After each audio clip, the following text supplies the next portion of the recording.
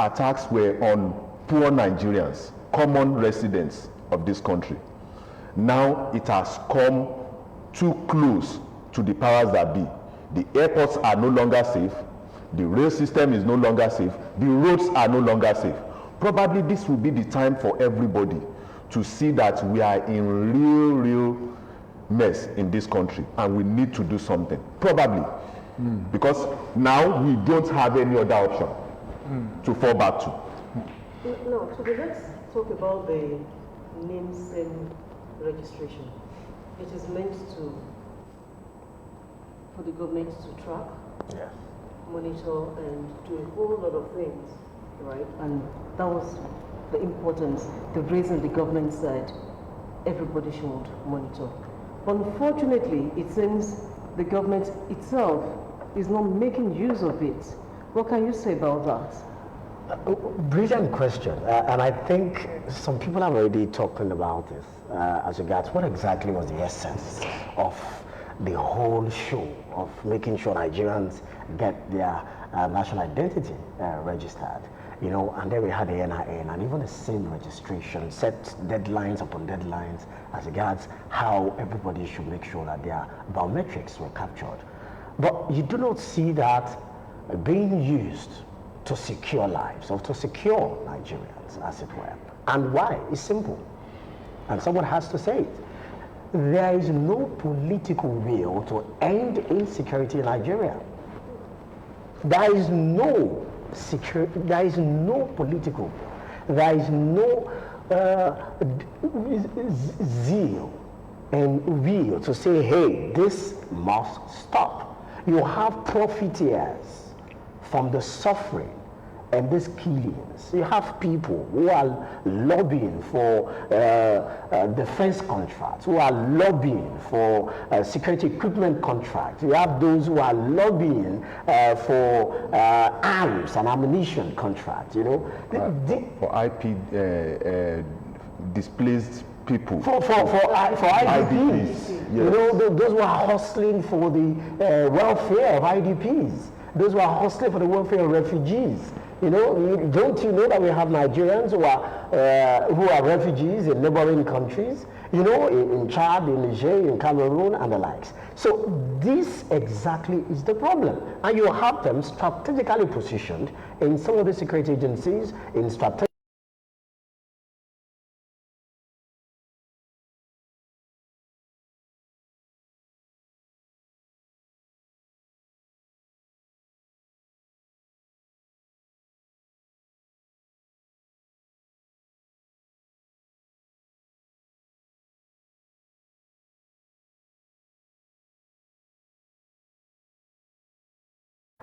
this terrorist. Why didn't we invade their enclave? Haven't you heard several times that the governor of Kaduna himself, Nasir Rufai, has said that they know where they are? So what's stopping you from invading them? Well, at some point they said that it was because they couldn't use the Tucano jet that they purchased. All right? All right, we understand that. If you can't use the Tucano jet because of some bilateral agreement,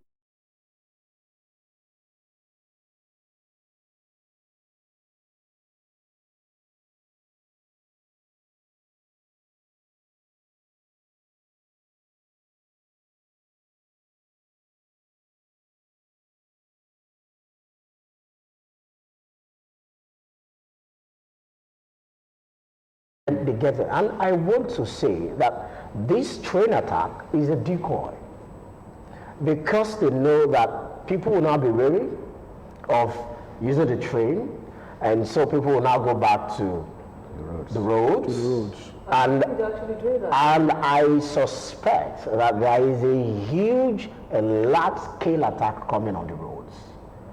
And how they're going to do it is to make sure that there is a heavy traffic on the road one day, and then they will cut away hundreds of people, just like they did with the Chibok girls. These are terrorists, and for so long, we started calling them bandits and patting them on the back and saying that they are our brothers, they're economically deprived, and that is why they are fighting for justice, they are fighting for... Come on. What actually happens, Mr. Babalola, when, you know, insecurity happens to be one of the reasons the people voted out the last administration, you know. So, and the people actually believe so much in this current administration headed by President Buhari. So what actually happened? Where, you know, what went wrong? We've had a report some months back saying a general that was cowed or that was conquered by bandits. Then they were calling them bandits. And you asked that Nigerians voted out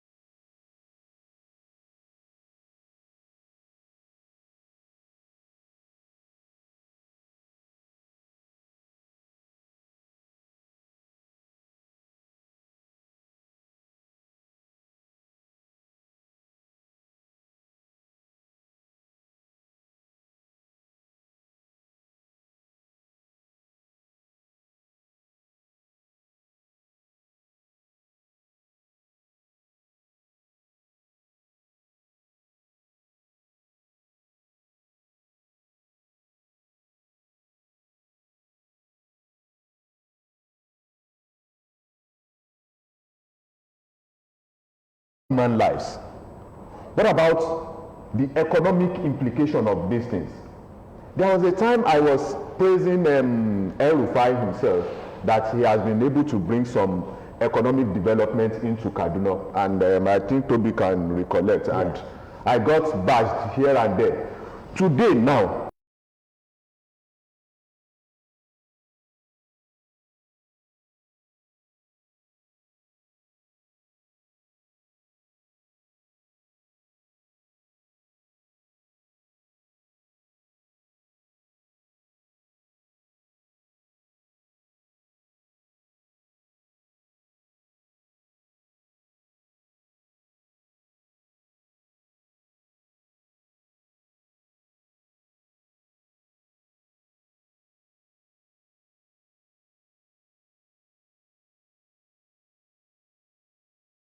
terrorists.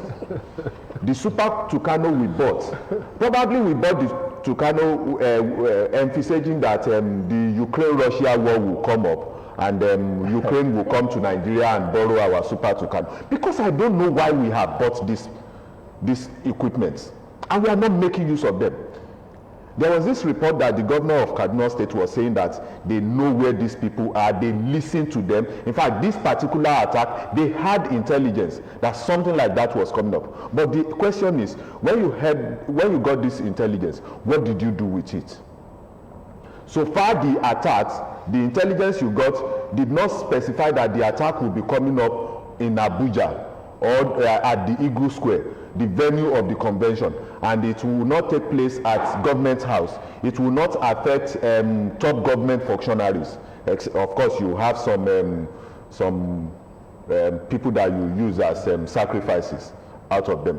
But because it doesn't affect the major, the core people, you can go ahead. Former President Olusegun Obasanjo, again yesterday, it's in the papers this morning, criticized President Buhari, scoring very low in the area of security. A lot of us have actually thought that Obasanjo will have kept quiet. Will not be talking about Buhari again now that we're close to 2023 election. But he again spoke yesterday about the state of insecurity in the country.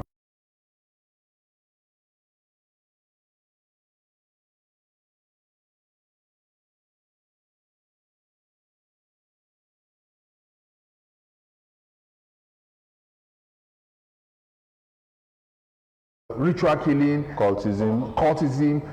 Now, the question is that why is it so widespread at this point in time, Mr. Abala, before we come to it will be so widespread, and I fear we've not heard the last, because you see, if you have not been able to solve the problem of what I will eat, that is the basic problem, and where I will lay my head at the end of the day, people will strive to get something for themselves. I saw a video yesterday where a young man was saying that his mother died of a particular ailment, and they got to the hospital. He was unable to pay just 5,000 naira for the mother, and the boy got into this Yahoo business because he was saying that he must get rich at all costs. You see, if you have not been able to solve these basic problems for Nigerians, they would devise means of getting these things done by themselves. In the southeast, you have the unknown gunmen. Get these boys involved, get them employed, gainful employment. A lot of them don't want to do these things, but because they don't have any other place to go to. And you have some people, I ask, since the years we've been talking about kidnapping, and they collect ransom, millions of naira as ransom, how many of these kidnappers have you seen their look and you believe that this man collected 2 million naira last week? It means that they collect that money and hand it over to some people. So some people are somewhere financing all this insecurity because these people they are using have nothing to do. So it's a big racket. It's a big racket. Where some people are making a whole lot of money. We'll come back to this real matter before we lose stream. The IPOB too. I understand that they say they are suspending their action. A ceasefire for now. So yes, they're ceasing fire for now. Now, how much of is Soludo talking to them, or has he brought in any magic wand to make them do that? I think in Anambra? I think it's all down to the police.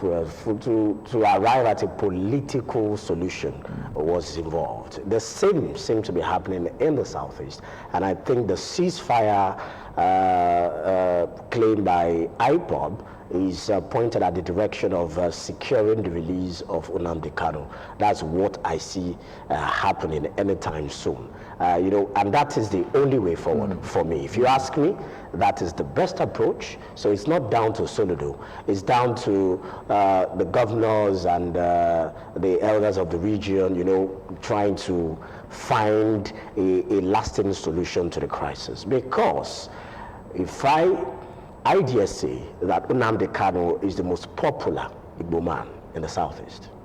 I can tell you that for now, as we speak, yes. He is the most followed. Whatever he says is law. They believe him more than any other governor or leader. Why? Because they have been deprived and oppressed and suppressed for so long, and they saw somebody, no matter how mad his approach or outlandish his approach. Some people say that that deprivation is just a perception.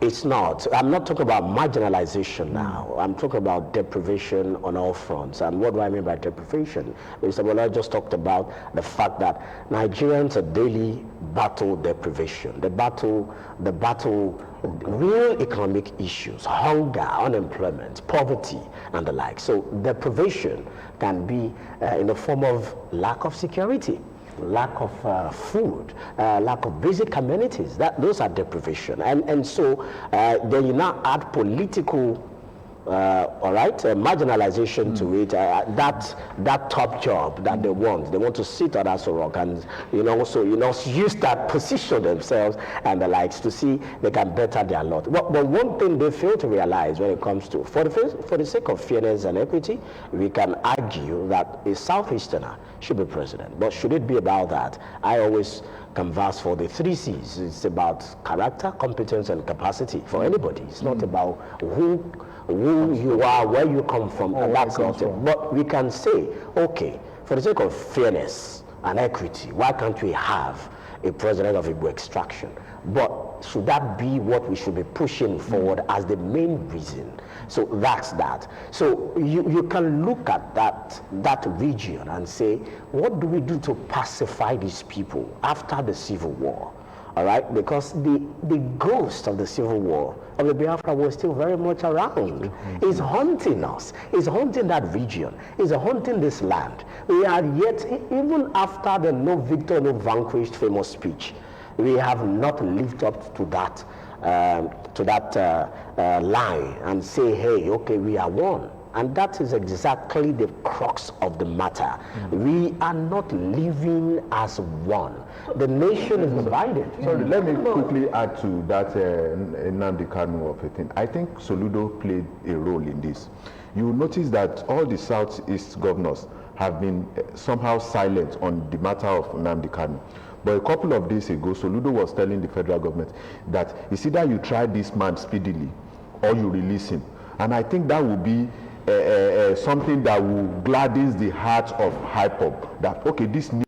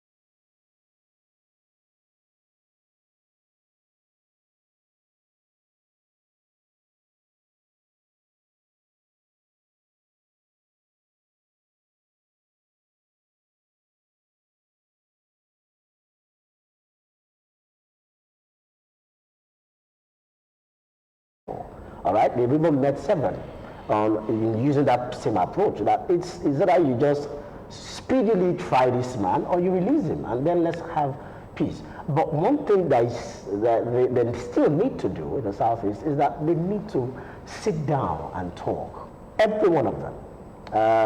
Whether they are in APC or PDP or AGA, like Anambra, the leaders themselves, both the religious, the political and traditional and social leaders in that region, need to lock themselves in a room and have a discussion.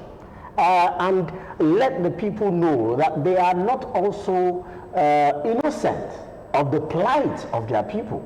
At least it is not Biano Labi that has been the senator in Imo State.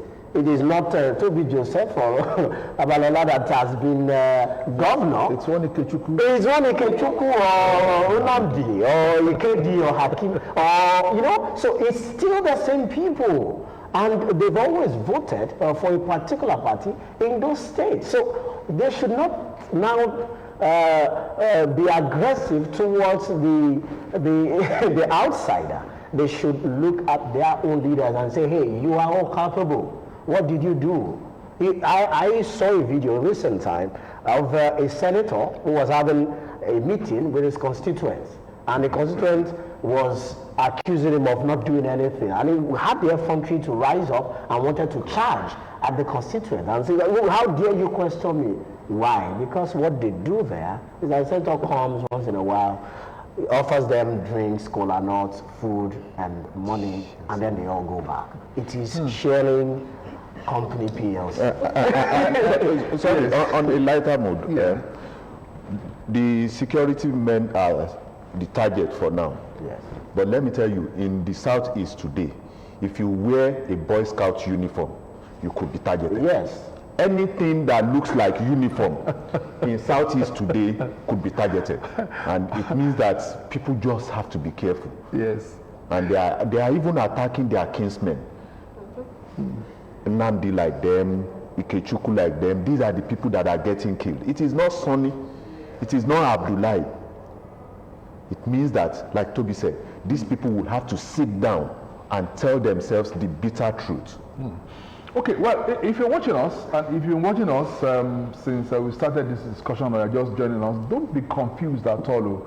We are still talking about the Abuja-Kaduna route train attack, and it's actually spinning off a whole lot of issues. There's no way you talk about this kind of attack, this kind of topic, and you not talk about social life of the country, political life, economic life, security, and that's why we are veering towards IPOB. We've mentioned Igboho, and we're going to still discuss more on this program. We just want to take this break and come back shortly, and we are also going to open the line for you to also contribute, because this is a very big issue on the program this morning. Stay with us, don't go anywhere. It's New Dawn on the People's Tele.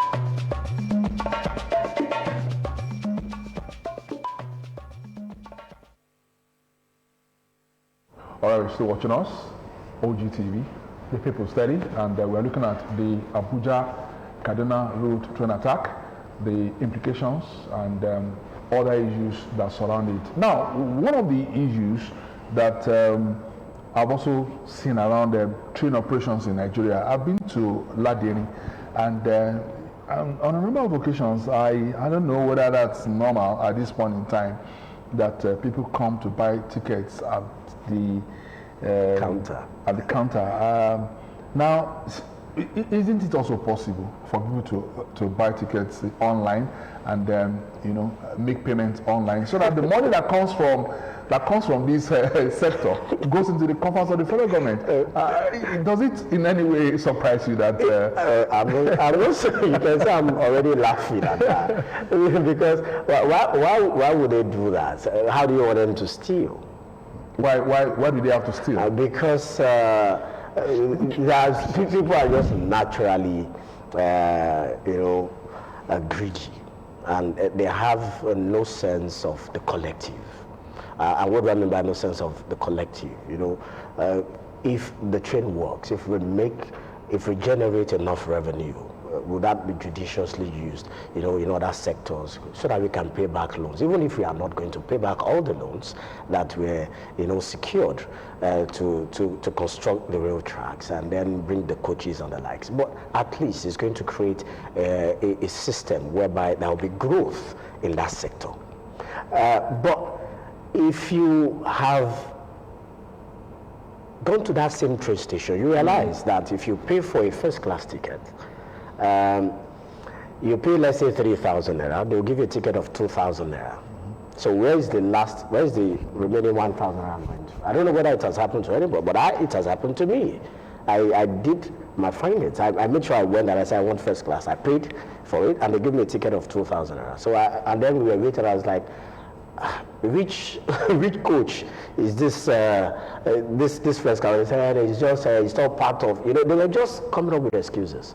And a friend also did the same thing, paid for 3. People no longer do such businesses.